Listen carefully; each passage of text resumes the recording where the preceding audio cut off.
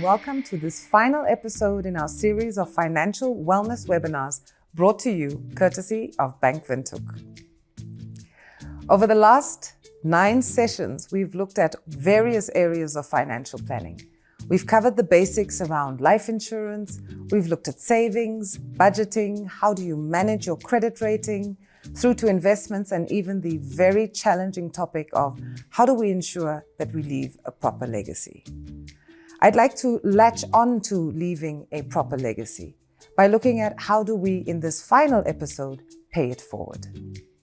Of course, the easiest way to ensure that others do the best that they can relative to their finances is leading by example. And I encourage each and every one of you to look around you and look around at those who matter most to you and consider, what is it that I am sharing as a role model relative to my finances? Am I showing a picture that is one that I would like them to pick up, or are there areas that I would like to make change? And either way, involve those who matter to you in the conversation around your finances. It could be that as a family you do your budgeting and you take the time to invite the younger ones around to give them a sense of what is the monthly disposable income that we are dealing with. Why is it that mommy sometimes says we cannot have this in favor of that? As parents, we've all experienced our children throwing a tantrum in the middle of a retail store when we refuse to get them something. Perhaps we can spend more time at home during the money conversation, explaining why certain things are possible and others need to be delayed so that we can avoid the ups and downs in the public space. With such a great handle on the basics of financial planning, you are really set to be able to support others in getting the same type of understanding and applying the same basics to their finances.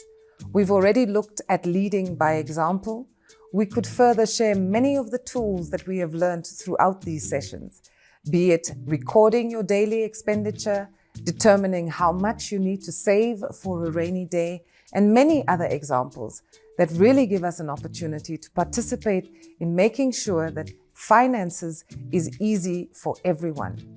Remember, finances is only 20% head knowledge and 80% behavior. How many conversations could we have at home that would ensure that how we handle our money matters is so much better once we get outside? Don't despair, keep going back to it, keep using an accountability partner, and you might find that at the end of the day, you are able to positively influence how others see their finances. Think about the first exercise that we did in the first episode. You'll recall that we spent some time going back to our first money memory. And for many of us, that memory can be very painful. Imagine the difference you could make if you could ensure that your children's future financial memories, perhaps not the first one, but the second, the third, and the fifth one actually reflect positive money behaviors. I trust that that will give you the impetus to go forward and pay it forward, taking the basics that you've learned and making it as easy and as intelligible to the person next door. It's been an absolute honor to work through these basics of financial planning with you. I've had an absolutely fantastic time. It's been a pleasure hosting you. Thank you for letting me into your financial world, and all the best.